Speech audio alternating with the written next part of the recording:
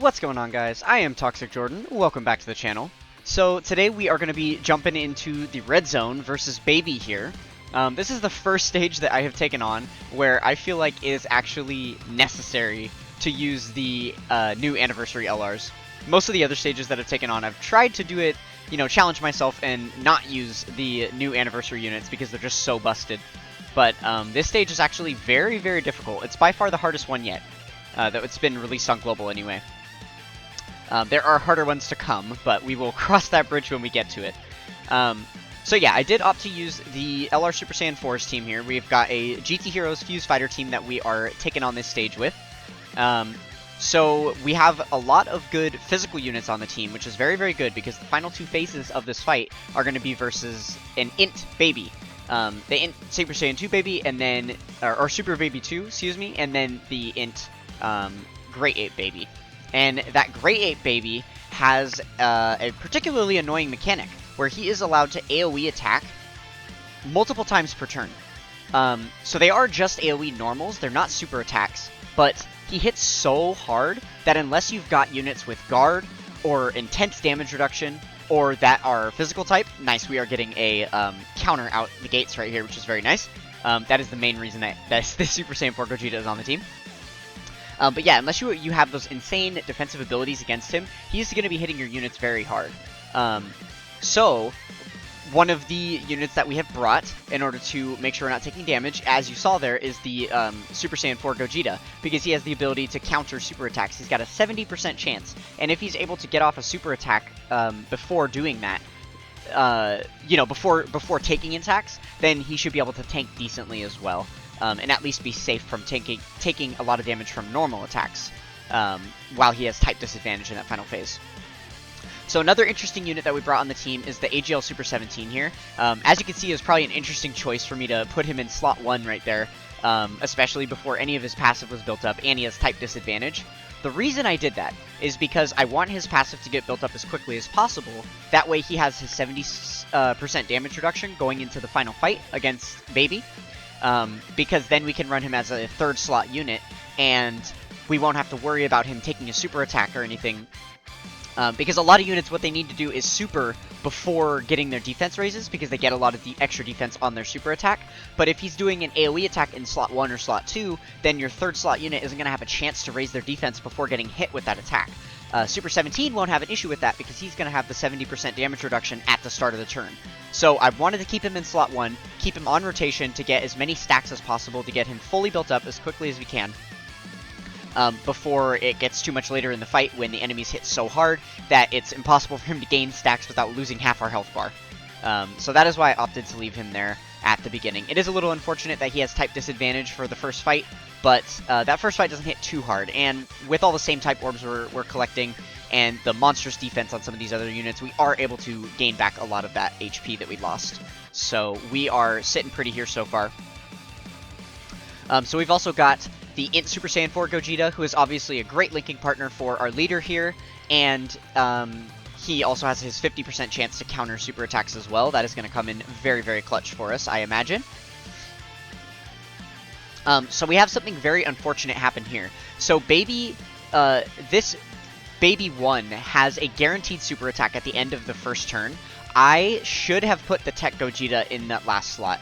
That was a bit of a blunder by me, because the Tech Gogeta has type advantage and has a 70% chance to counter the super, whereas the Int Gogeta here, as you can see, is not going to counter the super attack because he only has the 50% chance, and we take a ton of damage. We actually almost die there. So, because of that, we are forced to use an item this turn. We go ahead and get our transformation off because now it's turn 4, so we're going to be able to start transforming into our Gogetas, which is very nice. But yeah, there's no way in heck that we could survive this turn without using an item. So we are going to be popping the first of our 2 Princess Snakes. I opted to use a Princess Snake in this run instead of the more typical strategy, which is to just use a Whis. Because the Whis gives you damage reduction, but that's a very preemptive item. You have to be able to use that in prediction that you're going to take damage, and we can't really predict when we're going to take damage because ideally we're just counterattacking all the super attacks that come at us. So we're really not going to know when we need the protection until after it's too late. if that makes sense. So I figured it was better to have an item that provides some healing as well, just in case we do end up not countering a super attack like we did, and then we have the ability to use the Princess Snake to heal us up quite a bit. So after selecting all of these same type orbs here, we are up to almost 70% HP again, so that is very, very good. And then obviously we have plenty of damage reduction active this turn, so we should be sitting pretty and not take too much damage at all. And again, I left Super 17 in the first slot here because I didn't want to finish off this baby and have him in the third slot and then not take any more hits to be able to raise, you know, to build up his passive. So I believe at this point his passive is fully built up, so we are set to go for these final 2 phases. He will be fully protected for the rest of the fight. So then we've got the GT Super Saiyan Goku here. He's going to be really, really good because obviously he's a physical unit.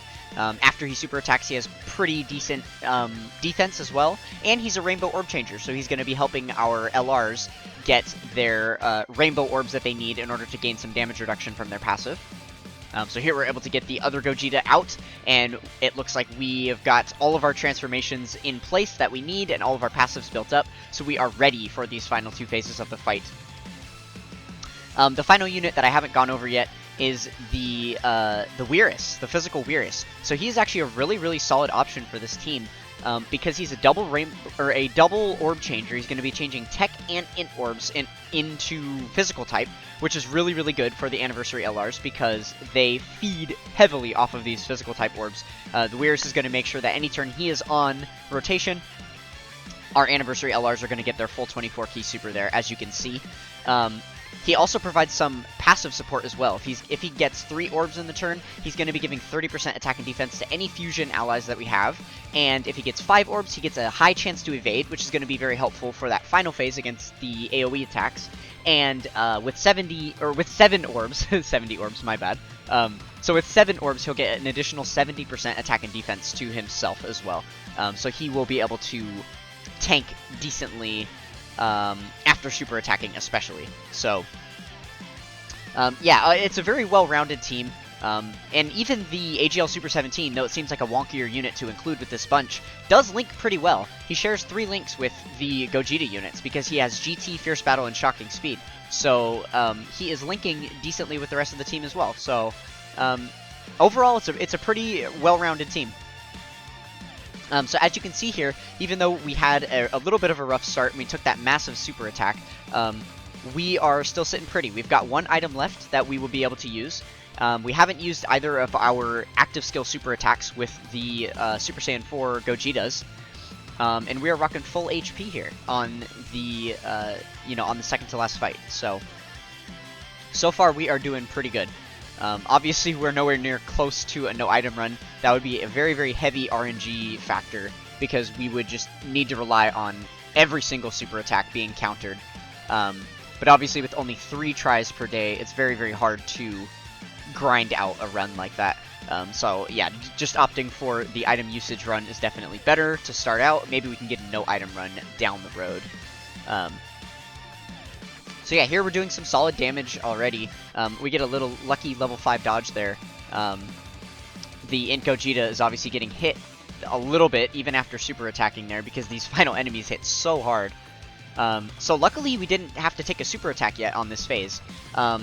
So here I struggle a little bit with whether to put the Tech Gogeta in the last slot or not. It's just a gamble of... Because I was convinced that the super attack was going to be at that end slot, though I guess I should have realized that the pile of attacks at the beginning were probably more likely to, to launch a super attack, considering he didn't launch a super attack on the first turn. But I was just nervous with how to do it. I wasn't sure. I didn't want to, the Tech Gogeta to fail his counter and then we die, whereas I thought that, if I give the physical Goku a couple orbs, then he would raise his defense enough on super to be able to tank a super attack for us. And I really didn't want to have to rely on my last item right here either. So, the other thing that I didn't consider was the fact that, so here is the super attack and we were actually able to get the counter with the Anniversary LR, so that is lucky for us. But I didn't consider the fact that this Anniversary LR friend is rainbowed. And so they are going to be smashing some ridiculous numbers right here. And actually, we won't even see that final attack go off at the end of the turn because we're going to do so much damage here. We're going to actually finish off the fight before we get that far. So in hindsight, it probably would have been better to put the physical GT Goku there in the second slot, because then we would have been rotating off the Tech Gogeta. Because he has type disadvantage, it's just better for him not to ever be on rotation, especially going into that last fight where we have all those AoE attacks around. So that was a little bit of a blunder by me, but that's okay. We obviously are still able to get the win here, spoilers, so it ends up working out for us. Okay, so we are now moving on to the final phase here against this Grade 8 baby. And it is time to face the wrath of these group super attacks, these AoEs. So we get lucky here that there's only one AoE attack, and it's in the very, very last slot, which means all 3 of our units are going to get a chance to super attack before having to take damage from that, which means they're all going to get the most defensive raises that they can get for the turn. So that is very, very helpful. And we have Weirus on rotation, so we are going to select 5 orbs for him, which doesn't give him his additional passive buff, but it does give him 30% attack and defense to the entire rotation and a high chance to evade. So that is going to be very, very helpful for us, as you'll see coming in at the end here.